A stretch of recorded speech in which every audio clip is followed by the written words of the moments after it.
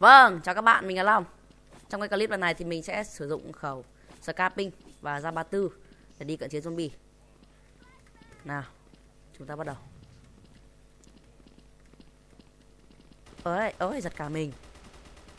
Vừa vào bắt đầu mất huyết thanh rồi. Hiệp này nghi rồi. Bot đâu rồi? Vâng. Cận chiến em ơi, một cận chiến đầu tiên, ok. Đã có một cận chiến đầu tiên bằng Ra 34. Rồi, con này có vòng bảo vệ rồi. Ấy, cái gì đây? Ở đâu rồi? À, top này. Đây rồi. Đây rồi, 2 cận chiến rồi. 3 cận chiến luôn nào. 3 cận chiến luôn, ok. Tuyệt vời, quá tuyệt vời. Hay rồi. Cận chiến tiếp nào. Đây, đến đây. Để phòng sao móc lốp kinh lắm.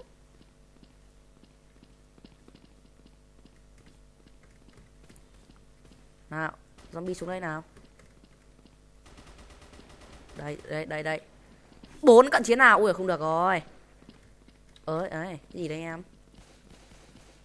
Nào. Ok, lại chết rồi. Tưởng quả đấy tút ra là cận chiến đẹp quá. Nào, bắn gì nữa nào. Được đấy. À, top kia rồi. Giết top nào. Giết top trước, ưu tiên hàng đầu. Rồi từ đã. Nào, cận chiến nào. Cận chiến em nó nào. Mày dám cận chiến em nó đúng không? Đây rồi. Ôi giời ạ, để cận chiến chứ. Ôi giời, lại chết rồi. Đây. Khỏi cần bắn, ok. 5 cận chiến luôn nhá. Nào. Tưởng lên đây, anh cho chết ngay. Sao hôm nay nhảy ngu nhỉ? À. Lên đây. Làm hero cái. Vâng, top rồi. Nào, đặt đây nào. Ôi giời, đáng định ấn E. Ván này có nên biến thành hero nhỉ? Cái gì đấy? Đây, có thanh niên vẫn chưa biến thành hero. Vâng, ui giời. Đấy mà Buni vào, đẹp. Đây. Lì lợm không chịu biến thành hero này. Vâng, đi. Vâng, em riêng lẻ chết rồi. Rồi chết em này trước. HZ chết luôn, HZ gì? HZ mà anh sợ à? Nào, chết nào. Vâng, 2 em hero rồi. Quá tuyệt vời. Đây. Chưa chịu biến hero đây. Chưa chịu biến. Ok. Nào, giết nốt nào. Dám lại đây không? Tuổi gì rồi lại.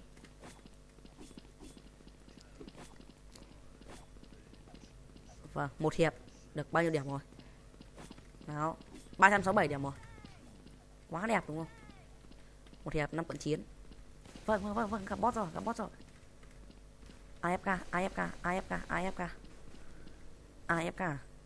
AFK này, vâng, 6 cận chiến luôn. Vừa chơi vừa đếm. Đây rồi. Ui giời. Đáng định cận chiến mà. Đây. Đây rồi. Vào đầu nào. Ok, vào đầu.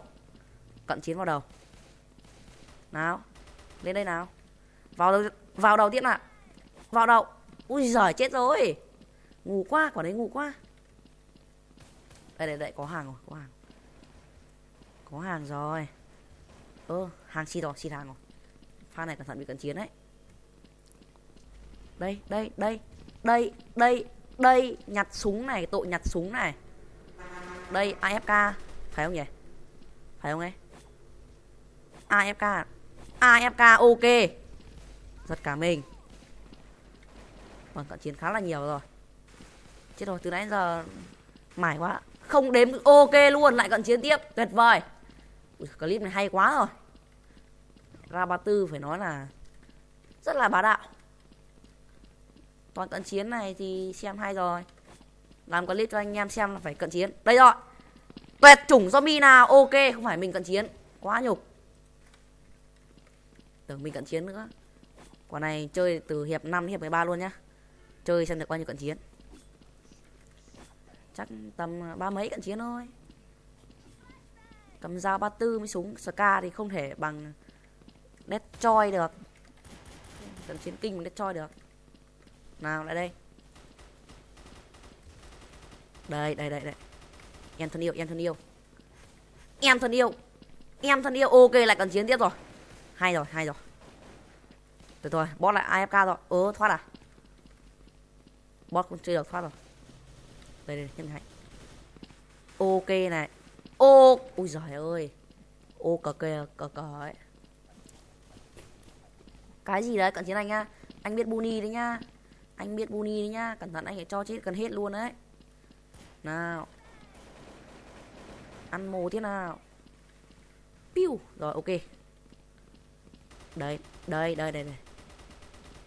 Có cận chiến rồi. Có cận chiến. Để cận chiến đi. Sao lại giết chết đi làm gì? Đây rồi.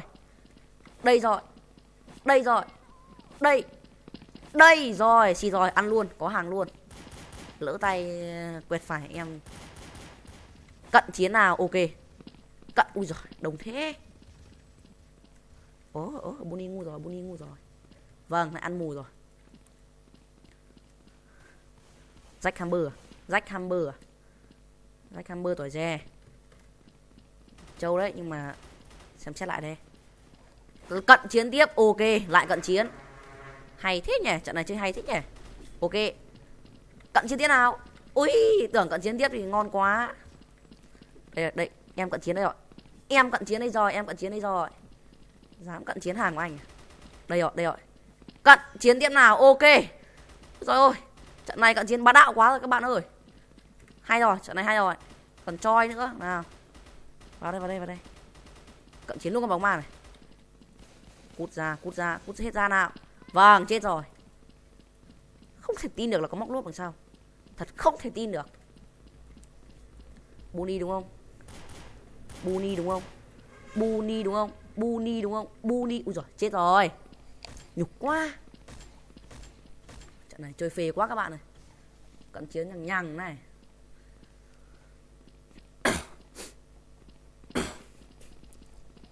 Nào. Giết hero đê để nó chém thế. Ôi giời. Chơi thế chơi làm gì em? Giết hero nào. Ra nốt nào. Không giết hero để hero giết. Rồi chết luôn rồi. Vâng, 2.200 máu. Vâng, rồi ok. Em đai rồi. Tiếp tục. Vâng. Lấy nhiễm 6 lần, tái tạo 3 lần. Không hiểu tái tạo là gì, hỗ trợ hay là...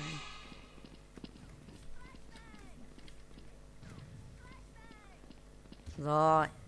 Zombie đâu? Đây, zombie đâu? Đứng lại em ơi, đứng lại. Đây rồi. Đây rồi. Đây ôi. Đây rồi. Đây. Còn chiến rồi. Quả đấy hài thế nhỉ. Tưởng mình chết rồi ấy. Còn chiến mắc ngu người luôn. Vào đầu nào. Ôi chết rồi. Tưởng quả nào săn xít như thế này. Phê quá. Không biết. Bé mồm. Nào chết nào. Nào mấy em thân yêu ra đây nào. Đây. Đây rồi. Nào vào đây cận chiến nào. Vào đây anh cận chiến luôn nào.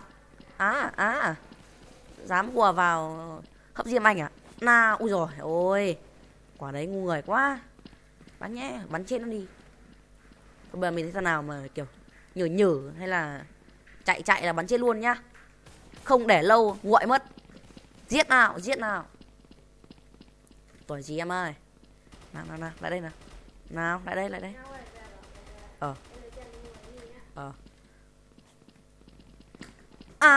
Cái tội này được đấy.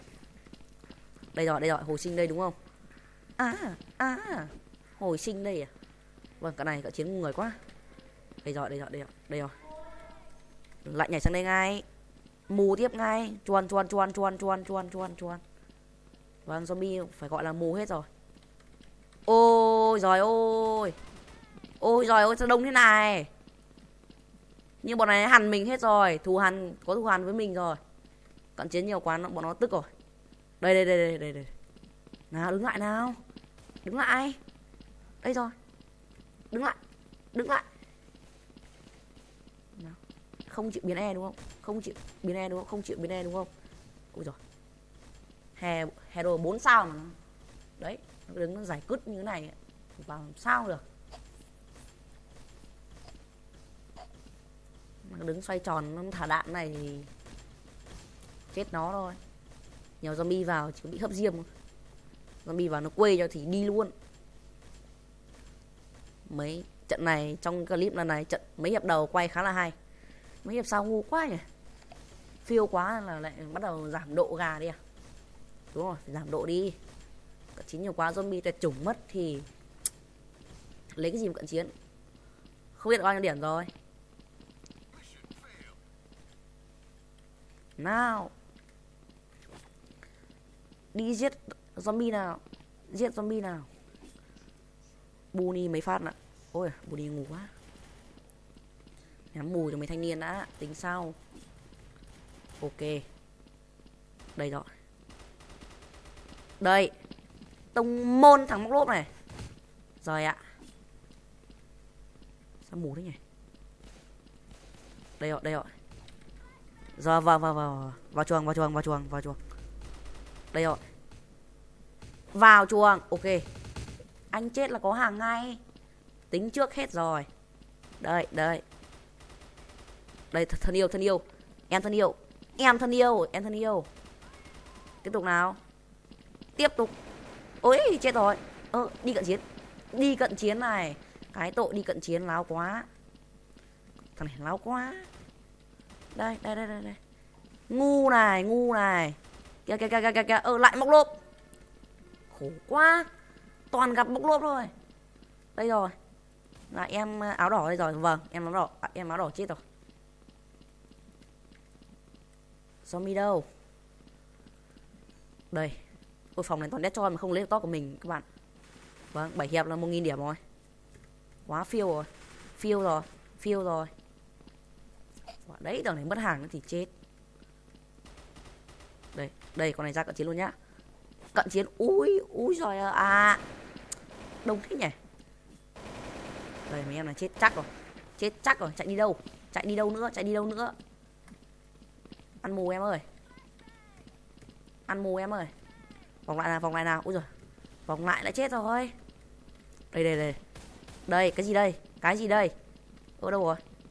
Cái gì đây? Ô, sao cứ mờ mờ nhỉ?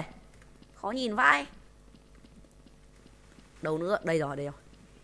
Nhưng nào làm hero nào? Chắc chắn nó nhảy đây rồi. Nhảy không? Không nhảy à? Nào, chết nào. Không được biến thành hero. Nhưng mà cũng giết bớt được thanh niên. Hero đâu? Ui dồi ôi, hero 5 sao để chơi cái gì? 5 sao cầm kiếm à? Thôi. 5 sao cầm kiếm xác định nha nhá. Mặc dù chém mình một phát thì chết đấy. Nhưng mà đâu rồi? Bay như chim này. Vâng. Nhưng mà không thấy em đâu hết rồi. Ngẩng gãy cả cổ rồi.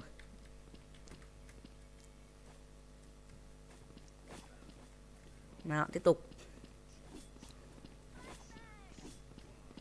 1001 điểm. Không biết là bao nhiêu cận chiến rồi. Chắc 20 mấy. Úi giời à, sao lại gặp hai em ở đây thế này. Nào, lấy cái thành của anh đúng không? Đây rồi. Fuck, sao lại thoát? Kìa. Bọn đám này cứ vồ lấy mình là nào. Tránh xa anh ra. Đây.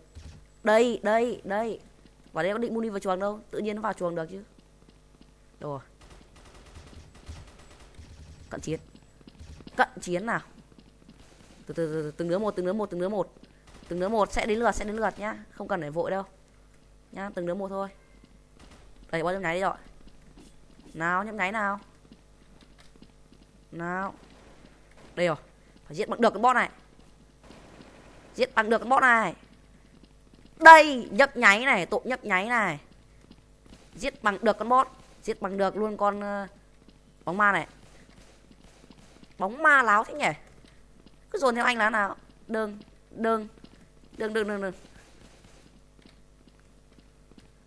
Anh lại giật lại ngay.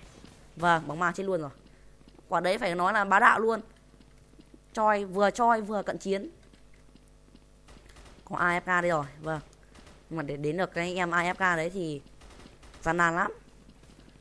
Ok, lại cận chiến rồi. Lại đét choi, lại đét choi, lại đét choi. Lại choi rồi. Đét choi lại choi rồi. Ôi lại chết rồi. Ok kìa. Ok kìa. Ok kìa. Cận chiến à? Cận chiến ai ấy em? Con đấy phải để anh. Ôi giời ơi, sao lại hồi sinh đây, đây. Cận chiến đã tính sau. Cận chiến đã tính sau. Đồng môn, đúng quá. Vâng, cận chiến được khá là nhiều rồi. Đây. Chết luôn em ơi, sống làm gì? À, đằng sau, thế mình không biết này. Đây, đây. Hero, ok, hero luôn. Hero thì phải cận chiến á, rồi, luôn. Tao làm tính mạng chứ. Lấy cái danh hiệu sống sót phát nhỉ. Vào chuồng thẩm du nhá. Vào chuồng thẩm du. Ôi rồi, sao lại khỏe thế này? Khỏe thế này. Sao lại khỏe thế nhỉ? Em đồ. Rồi, ra ngoài được rồi. Ăn mấy kill ra ngoài, ok rồi. Vâng. Móc lộp đâu này? Sao mình không thấy ai nhỉ? Tiếp tục nào.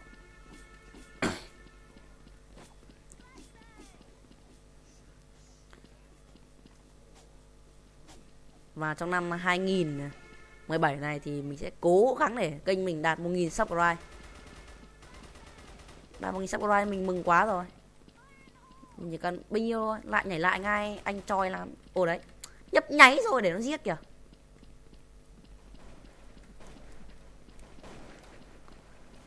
Ôi, các bạn hãy subscribe kênh YouTube của mình nhá, để mình đạt chỉ tiêu nhá. Nếu thấy hay thì hãy subscribe, không hay thì các bạn có quyền dislike. Mình không bắt ép. Nào. Đây. Vâng. Cận chiến rồi, ok, cận chiến bóng ma luôn nào. Đây rồi, úi rồi. Đang đi tút dao nhưng mà lỡ tay bắn rồi. Lỡ tay giết zombie rồi. Giết zombie nhá. Mình không giết người đâu. Giết người ghi tay lắm. Đây rồi, úi rồi. Lại bắn chết rồi. Bóng ma. Cái gì? Bot đúng không? Ui giời, tưởng cận chiến bot nữa thì tuyệt vời.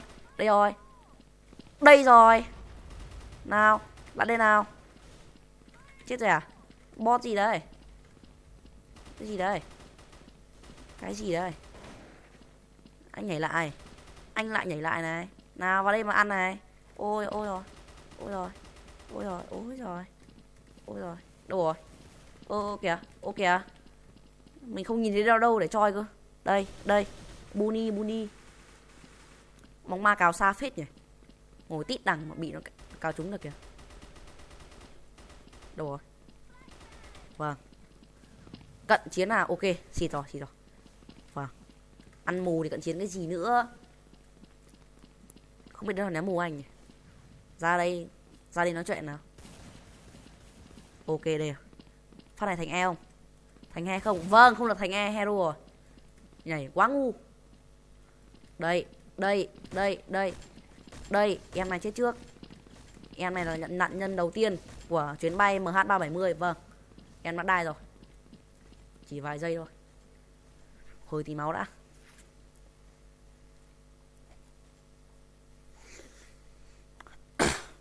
Còn một hero ở đâu nhỉ? Phát này hero 3-4 sao này. Đấy, biết ngay mà. Này thì ăn cái gì nữa? Bot thì sắp hết máu. Ô kìa.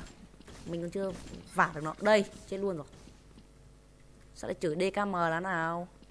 Không biết chửi hay là nó đập con mũi đây. Nào.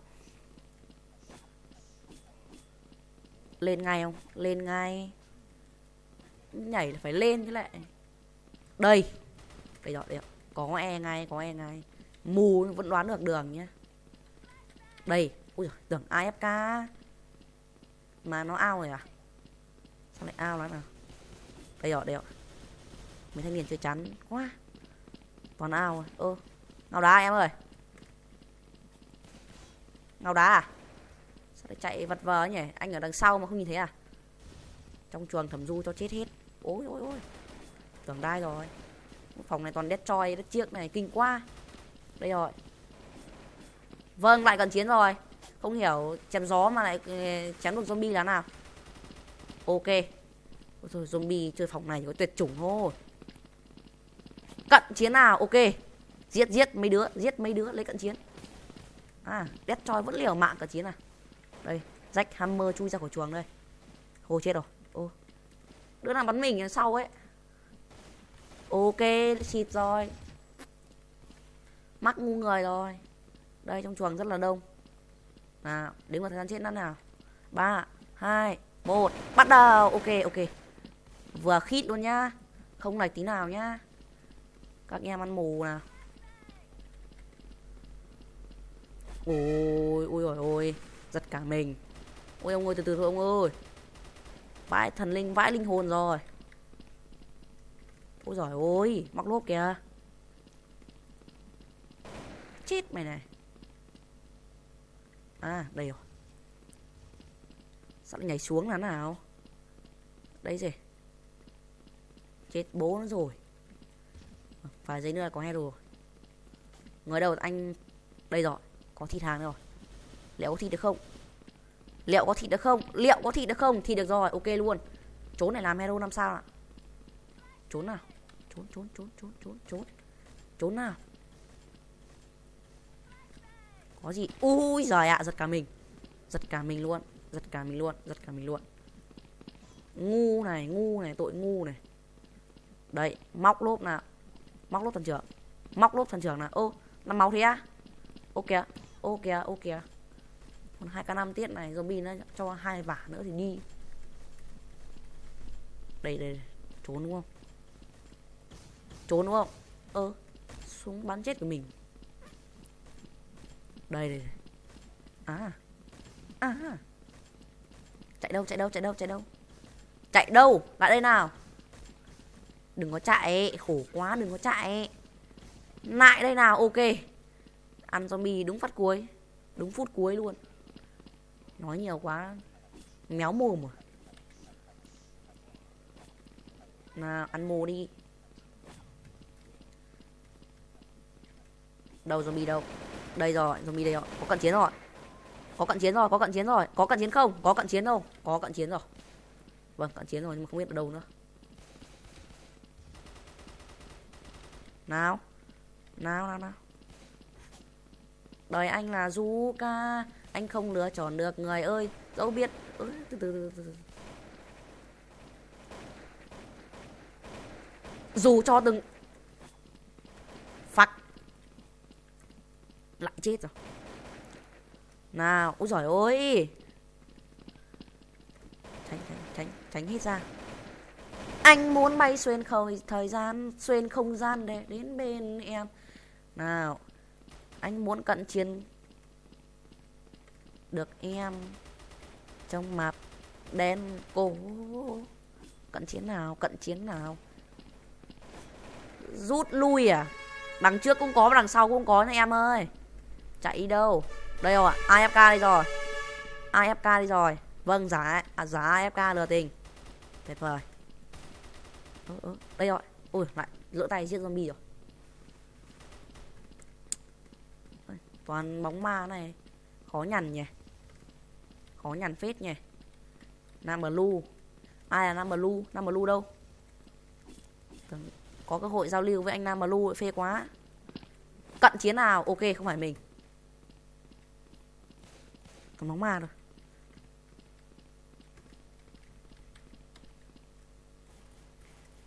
Đây. Lại bóng ma. Mấy thanh niên giàu tiền phết nhỉ. Này cận chiến gì nữa. Còn con bóng ma làm sao biết máu như thế nào cận chiến đây. Bắn nó đi nào anh em. Bắn nó đi nào anh em. Vâng, mình chết rồi. Ngu người rồi. Không chịu biến thành hero à anh em? Không chịu biến hero à? Không chịu biến hero. Tội không chịu biến này. Tội chém anh này. Trời, chết luôn nhá. Nào ra đây. Anh đi lại, anh quay lại. Mẹ này cần hết máu các bạn ơi. Rồi chết rồi. Tung tăng nhiều quá và chết. Không còn lời gì để nói nữa. À sao lại vào chuồng? Nào cút ra nào, cút ra nào. Không vào chuồng được. Vào chuồng tí chui ra. Ăn mù em ấy. Vâng. Thịt. Thịt luôn. Thịt luôn. Thịt hai em luôn.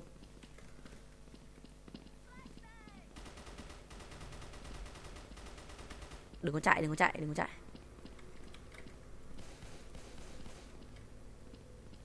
Ok đều, đều. Đừng cái chơi kiểu thế.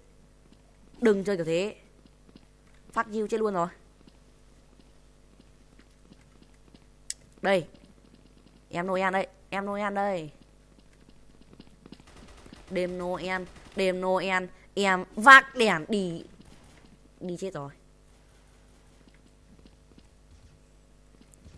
Nào, nào, nào, nào.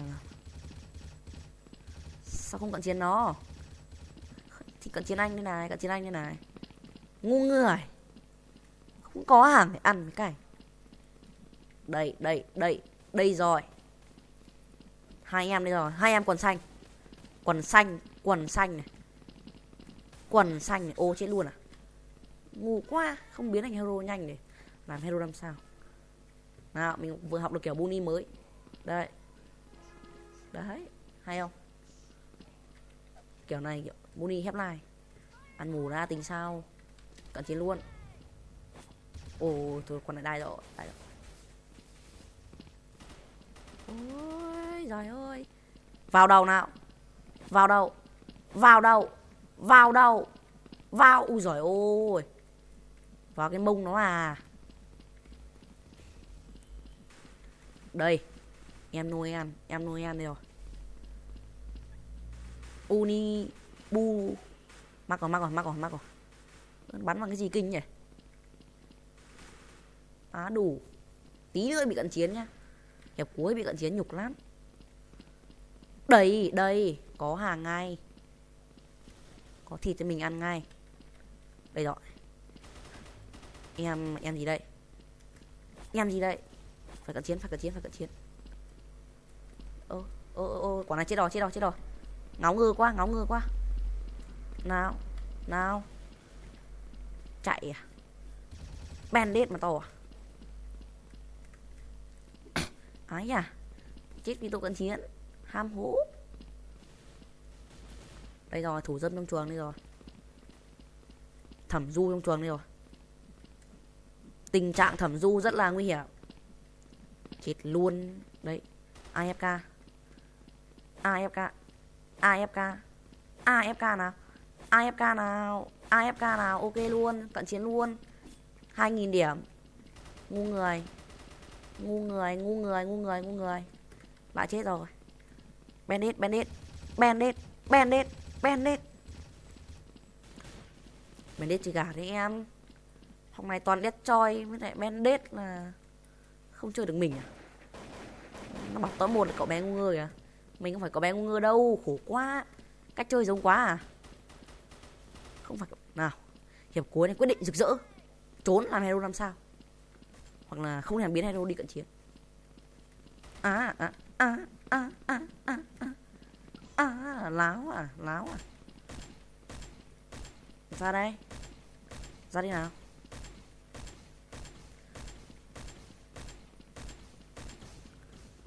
Ô, chạy đâu em? Chạy đâu em? Chạy đâu em? Số điểm của mình là bị chặn rồi. Hoàng sắp hết thiệt rồi. Vâng, clip của mình đến đây là hết. Và không còn là gì nói với anh em nữa. Trận này chơi quá là hay rồi. Thế nhá. Hẹn gặp lại các bạn ở những clip lần sau nhá. Rồi, bye bye, chào các bạn.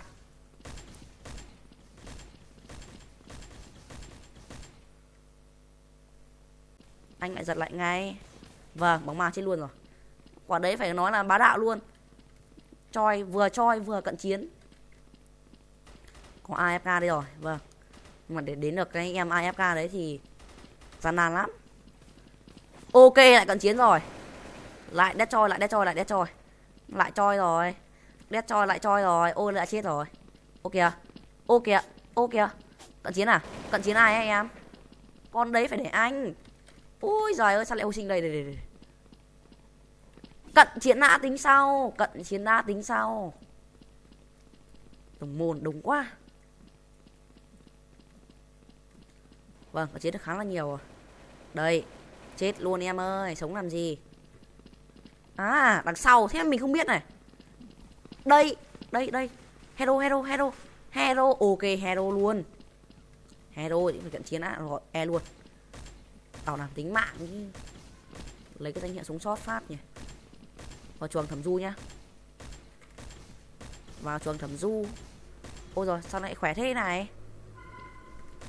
Khỏe thế này. Sao lại khỏe thế nhỉ. Em đồ em đồ em đồ em đồ em đồ em đồ. Rồi ra ngoài được rồi. Ăn mấy kill ra ngoài ok rồi. Vâng vâng vâng vâng. Móc lộp đâu này. Sao mình không thấy ai nhỉ. Tiếp tục nào. Tiếp tục nào.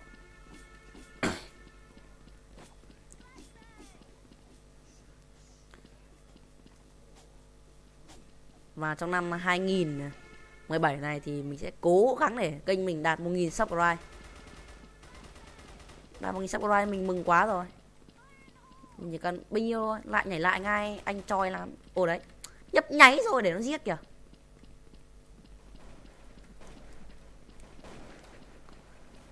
Ôi, các bạn hãy subscribe kênh YouTube của mình nhá, để mình đạt chỉ tiêu nhá. Nếu thấy hay thì hãy subscribe, không hay thì các bạn có quyền dislike. Mình không bắt ép. Nào. Đây đây đây. Vâng vâng vâng vâng.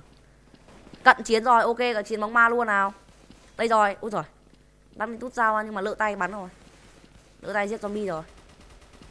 Giết zombie nhá. Mình không giết người đâu. Giết người ghi tay lắm. Đây rồi, đây rồi. Ui rồi. Lại bắn chết rồi. Bóng ma, bóng ma, bóng ma. Bóng ma, bóng ma. Bóng ma. Cái gì? Bot đúng không? Ui giời, tưởng cận chiến bot nữa thì tuyệt vời. Đây rồi. Đây rồi. Nào, bạn đây nào. Chết rồi à? Bot gì đây? Cái gì đây? Cái gì đây? Anh nhảy lại. Anh lại nhảy lại này. Nào vào đây mà ăn này. Ôi ôi rồi. Ôi rồi. Ôi rồi, ôi rồi. Ôi rồi. Đâu rồi? Ô kìa, ô kìa. Mình không nhìn thấy đâu để choi cơ. Đây, đây. Buni, buni. Bóng ma cào xa phết nhỉ. Ngồi tít đằng mà bị nó cào trúng được kìa. Đâu rồi? Vâng. Cận chiến nào, ok, xịt rồi. Vâng. Ăn mù thì cận chiến cái gì nữa. Không biết đâu là ném mù anh nhỉ. Ra đây nói chuyện nào. Ok đây à. Phát này thành E không? Thành E không? Vâng, không được thành E hero rồi. Nhảy quá ngu. Đây, em này chết trước. Em này là nạn nhân đầu tiên của chuyến bay MH370. Vâng. Em đã đai rồi. Chỉ vài giây thôi. Hồi tí máu đã.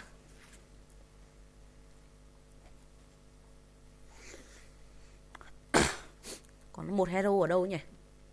Phát này hero 3-4 sao này. Đấy, biết ngay mà. Này thì ăn cái gì nữa. Bot thì sắp hết máu. Ô kìa. Mình còn chưa vả được nó. Đây, chết luôn rồi. Sao lại chửi DKM là nào? Không biết chửi hay là nó đập con mũi đây. Nào. Lên ngay không? Lên ngay. Nhảy là phải lên chứ lại. Đây. Đây rồi. Có E ngay. Mù vẫn đoán được đường nhá. Đây. Ui giời, tưởng AFK. Mà nó ao rồi à? Sao lại ao lắm nào? Đây rồi. Mấy thanh niên chơi chắn quá. Toàn ao rồi. Ngao đá em ơi.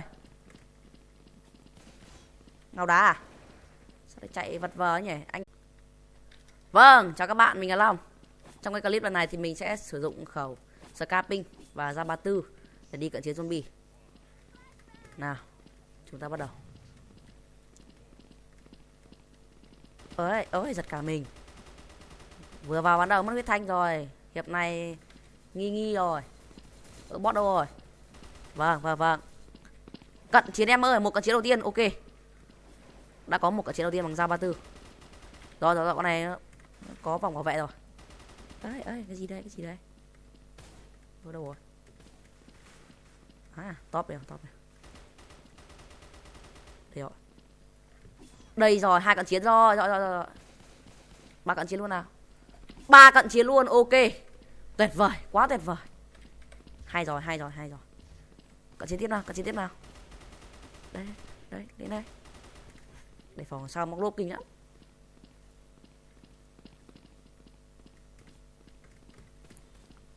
Nào, zombie xuống đây nào. Đây. 4 cận chiến nào. Ui không được rồi. Ấy, cái gì đây em? Nào. Ok, lại chết rồi. Tưởng quả đấy tút ra cận chiến đẹp quá. Nào, bắn gì nữa nào. Được đấy. Top kia rồi. Giết top nào. Giết top trước, ưu tiên hàng đầu. Rồi từ đã. Nào, cận chiến nào. Cận chiến em nó nào. Mày dám cận chiến em nó đúng không? Đây rồi. Ôi giời để cận chiến chứ. Ôi giời, lại chết rồi. Đây rồi. Khỏi cần bắn, ok. 5 cận chiến luôn nhá. Nào. Tưởng lên đây anh cho chết ngay. Sao không ai nhảy ngu nhỉ? Đây lên đây. Làm hero cái. Vâng, top rồi. Nào, đặt đây nào. Ôi giời, đáng định ấn E. Con này có nên biến thành hero nhỉ? Cái gì đấy? Đây, có thanh niên vẫn chưa biến thành hero. Vâng, ui giời. Đấy mà Buni vào, đẹp. Đây. Lì lợm không chịu biến thành hero này. Vâng, đi. Vâng, em riêng lẻ, chết rồi. Rồi chết em này trước. HZ chết luôn, HZ gì? HZ mà anh sợ à? Nào, chết nào. Vâng, 2 em hero rồi. Quá tuyệt vời. Đây. Chưa chịu biến hero đây. Chưa chịu biến. Ok. Nào, giết nốt nào. Dám lại đây không? Tuổi gì rồi lại.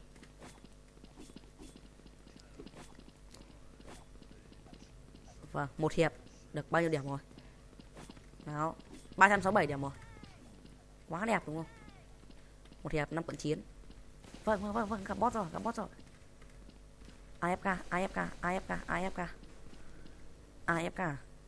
AFK này, vâng, 6 cận chiến luôn. Vừa chơi vừa điểm. Đây rồi. Ui giời. Đáng định cận chiến mà. Đây. Đây rồi. Vào đầu nào. Ok, vào đầu. Cận chiến vào đầu. Nào. Lên đây nào. Vào đầu tiếp nào. Vào đầu. Ui giời, chết rồi.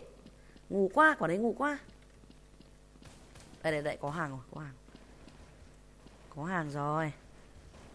Hàng xịt hàng rồi. Pha này cẩn thận bị cận chiến đấy. Đây, nhặt súng này, tội nhặt súng này.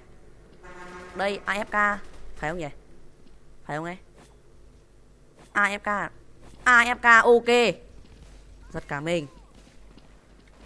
Vâng, cận chiến khá là nhiều rồi. Chết rồi, từ nãy giờ mải quá. Không đếm, ok luôn, lại cận chiến tiếp, tuyệt vời. Clip này hay quá rồi.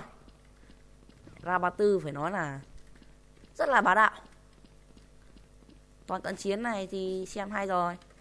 Làm clip cho anh em xem là phải cận chiến. Đây rồi. Tuyệt chủng zombie nào, ok, không phải mình cận chiến. Quá nhục. Tưởng mình cận chiến nữa. Quả này chơi từ hiệp 5 đến hiệp 13 luôn nhá. Chơi xem được bao nhiêu cận chiến. Chắc tầm 30 mấy cận chiến thôi. Cầm dao 34 mới súng Ska đi. Đây rồi. Đứng lại. Nào. Không chịu biến E đúng không? Không chịu biến E đúng không? Ôi rồi. Hero 4 sao mà. Đấy, nó đứng nó giải cứt như thế này vào làm sao được. Nó đứng xoay tròn nó thả đạn này thì chết nó thôi. Nhiều zombie vào chỉ bị hấp diêm. Zombie vào nó quê cho thì đi luôn. Mấy trận này trong clip lần này trận mấy hiệp đầu quay khá là hay. Mấy hiệp sau ngu quá nhỉ.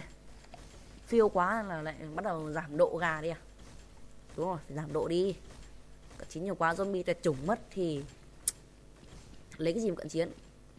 Không biết bao nhiêu điểm rồi. Nào, đi giết zombie nào. Giết zombie nào. Buni mấy phát ạ. Ôi Buni ngủ quá. Nhắm mù cho mấy thanh niên đã. Tính sau. Ok. Đây rồi. Đây. Tông môn thằng móc lốp này. Rồi ạ. Sao mù thế nhỉ. Đây rồi, đây rồi. Rồi vào chuồng. Đây rồi. Vào chuồng. Ok. Anh chết là có hàng ngay. Tính trước hết rồi. Đây. Đây thân yêu. Em thân yêu. Tiếp tục nào. Tiếp tục. Ôi chết rồi. Đi cận chiến này. Cái tội đi cận chiến láo quá. Thằng này láo quá. Đây. Ngu này. Kìa. Lại móc lốp. Khổ quá. Toàn gặp móc lốp thôi. Đây rồi. Là em áo đỏ đây rồi. Vâng, em áo đỏ chết rồi. Zombie đâu? Đây. Ôi phòng này toàn dead choi mà không lấy được top của mình các bạn. Vâng, 7 hiệp là 1000 điểm rồi. Quá phiêu rồi. Phiêu rồi. Đấy, tầng này mất hàng thì chết. Đây, con này ra cận chiến luôn nhá. Cận chiến. Úi giời à. Đông thế nhỉ.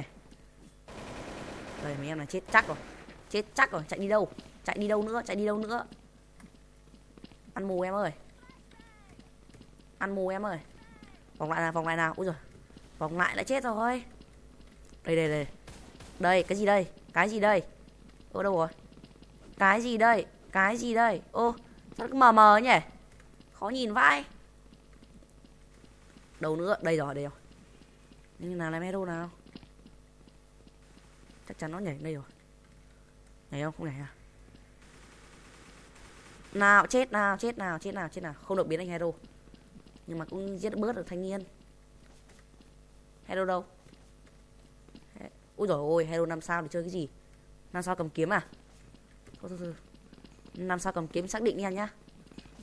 Mặc dù chém mình một phát thì chết đấy. Nhưng mà đâu rồi? Bay như chim này. Vâng. Nhưng mà không thấy em đâu hết rồi. Ngẩng gãy cả cổ rồi.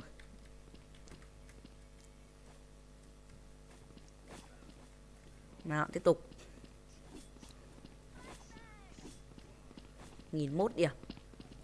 Không biết là bao nhiêu cận chiến rồi. Chắc 20 mấy. Úi giời à, sao lại gặp hai em ở đây thế này. Nào, lấy cái thành của anh đúng không? Đây rồi. Fuck, sao lại thoát. Kìa. Bọn đám này cứ vồ lấy mình nào. Tránh xa anh ra. Đây. Vào đây có định Muni vào chuồng đâu. Tự nhiên nó vào chuồng được chứ. Đâu rồi. Cận chiến nào. Từ từng đứa một sẽ đến lượt nhá. Không cần phải vội đâu. Nhá, từng đứa một thôi. Đây, bao nhấp nháy đi rồi. Nào, nhấp nháy nào. Đây rồi. Phải giết bằng được cái boss này. Đây, nhấp nháy này, tội nhấp nháy này. Giết bằng được con boss. Giết bằng được luôn con bóng ma này. Bóng ma láo thế nhỉ. Cứ dồn theo anh là nào. Đừng. Thì không thể bằng Destroy được. Trận chiến kinh bằng Destroy được. Nào lại đây. Đây. Em thân yêu. Ok, lại cần chiến tiếp rồi. Hay rồi. Từ thôi, boss lại AFK rồi. Thoát à. Boss không chơi được, thoát rồi. Đây, nhân hạnh. Ok này. Ui giời ơi. Cờ ấy. Cái gì đấy, cận chiến anh nhá. Anh biết Buni đấy nhá. Cẩn thận anh phải cho chết gần hết luôn đấy. Nào. Ăn mồ thế nào. Piu. Rồi ok. Đây, đây, đây, đây, đây. Có cận chiến rồi, có cận chiến rồi. Có cận chiến rồi. Có cận chiến. Để cận chiến đi. Sao lại giết chết đi làm gì? Đây rồi. Đây rồi. Đây rồi. Đây. Đây rồi, xì rồi, ăn luôn, có hàng luôn. Lỡ tay quẹt phải em. Cận chiến nào, ok. Cận, ui giời, đồng thế. Bonnie ngu rồi, Bonnie ngu rồi. Vâng, lại ăn mù rồi. Jack Hammer à? Jack Hammer à? Jack Hammer tuổi dè. Châu đấy, nhưng mà xem xét lại đây. Cận chiến tiếp, ok, lại cận chiến. Hay thế nhỉ, trận này chơi hay thế nhỉ. Ok. Cận chiến tiếp nào. Ui, tưởng cận chiến tiếp thì ngon quá. Đây, đây, em cận chiến đây rồi. Em cận chiến đây rồi, em cận chiến đây rồi. Dám cận chiến hàng của anh. Đây rồi, đây rồi. Cận chiến tiếp nào, ok. Rồi ôi, trận này cận chiến bá đạo quá rồi các bạn ơi. Hay rồi, trận này hay rồi. Còn choi nữa, nào. Vào đây, vào đây, vào đây. Cận chiến luôn con bóng ma này. Cút ra, cút ra, cút hết ra nào. Vâng, chết rồi. Không thể tin được là có móc lốp đằng sau. Thật không thể tin được. Bonnie đúng không? Bonnie đúng không? Bonnie đúng không? Bonnie đúng không? Bonnie. Ui giời, chết rồi. Nhục quá. Trận này chơi phê quá các bạn ơi. Cận chiến nhằng nhằng này.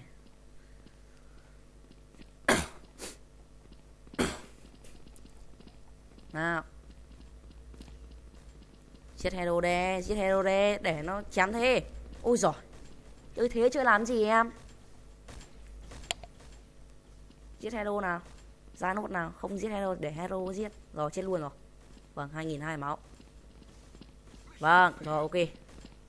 Em đai rồi. Tiếp tục. Vâng. Lấy nhiễm 6 lần, tái tạo 3 lần. Không hiểu tái tạo là gì, hỗ trợ à? Hay là...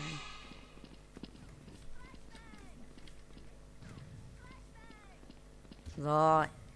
Zombie đâu, zombie đâu? Đây đây, zombie đâu? Đứng lại em ơi, đứng lại, đứng lại, đứng lại. Đây rồi, đây rồi. Đây rồi. Đây ôi. Đây. Đây. Đây. Đây rồi. Đây. Cận chiến rồi. Quả đấy hài thế nhỉ. Tưởng mình chết rồi ấy. Cận chiến mắc ngu người luôn. Vào đầu nào. Ôi chết rồi. Tưởng quả nào săn xít như thế này. Phê quá. Phê quá. Không biết, không biết. Bé mồm, bé mồm. Nào, chết nào. Nào mấy em thân yêu ra đây nào. Đây, đây, đây, đây. Đây rồi. Nào vào đây cận chiến nào. Vào đây anh cận chiến luôn nào. Dám hùa vào hấp diêm anh à. Nào, ui rồi ôi. Quả đấy ngu người quá. Bắn nhé, bắn chết nó đi.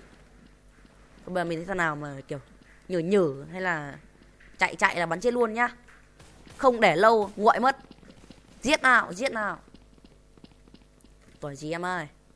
Nào, nào, nào, lại đây nào. Nào, lại đây, lại đây.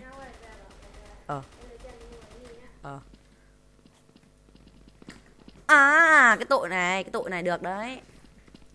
Đây rồi, hồi sinh đây đúng không? Hồi sinh đây à? Vâng, cái này cận chiến ngu người quá. Đây rồi, đây rồi, đây rồi, đây rồi. Lại nhảy sang đây ngay. Mù tiếp ngay. Chuan.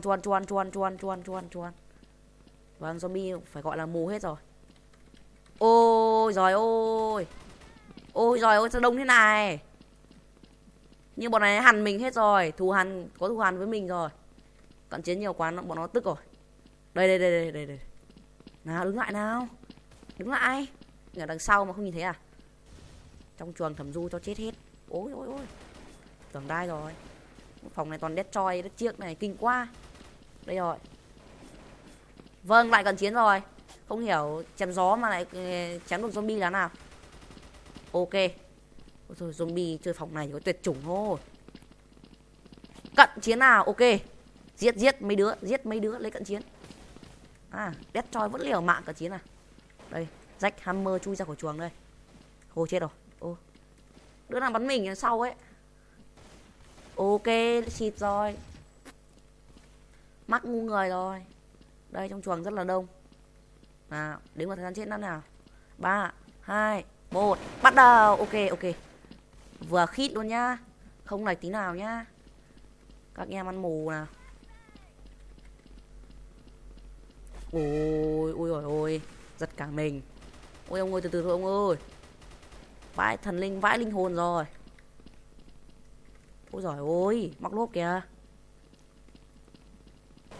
Chết mày này. À, đây rồi. Sao lại nhảy xuống là nào? Đây gì? Chết bố nó rồi. Vài giây nữa là có hero rồi. Người đâu anh? Đây rồi, có thịt hàng rồi. Liệu có thịt được không? Liệu có thịt được không? Liệu có thịt được không? Thì được rồi, ok luôn. Trốn này làm hero 5 sao ạ. Trốn nào. Trốn trốn trốn trốn trốn trốn. Trốn nào. Có gì? Ui giời ạ, giật cả mình. Giật cả mình luôn. Giật cả mình luôn. Giật cả mình luôn. Ngu này, tội ngu này. Đấy, móc lốp nào. Móc lốp thần trưởng.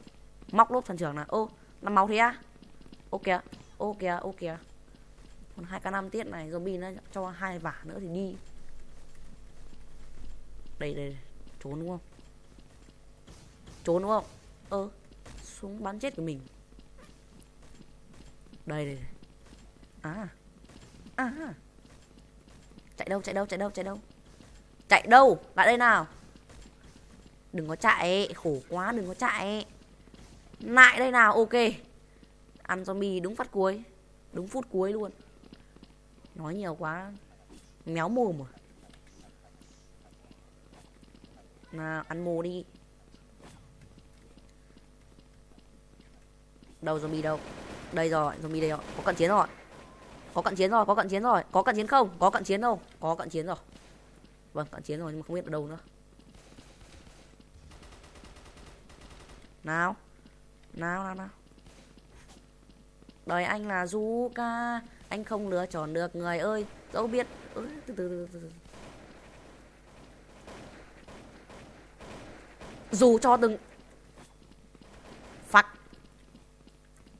Lại chết rồi. Nào, ôi giời ơi. Tránh hết ra. Anh muốn bay xuyên thời gian, xuyên không gian để đến bên em. Nào. Anh muốn cận chiến được em trong map đen cổ. Cận chiến nào, cận chiến nào. Rút lui à? Đằng trước cũng có và đằng sau cũng có nha em ơi. Chạy đi đâu? Đây rồi ạ, AFK đây rồi. AFK đây rồi. Vâng, giá AFK lừa tình. Tuyệt vời. Đây rồi. Ui, lại lỡ tay giết zombie rồi. Toàn bóng ma này. Khó nhằn nhỉ. Khó nhằn phết nhỉ. Nam Blue. Ai là Nam Blue? Nam Blue đâu?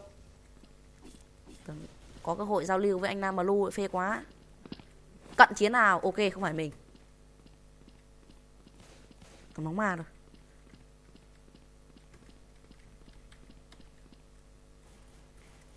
Đây, đây. Lại bóng ma. Mấy thanh niên giàu tiền phết nhỉ. Này cận chiến gì nữa? Còn con bóng ma làm sao biết máu như thế nào cận chiến đây. Bắn nó đi nào anh em. Bắn nó đi nào anh em. Bắn nó đi nào anh em. Vâng, mình chết rồi. Ngu người rồi, ngu người rồi.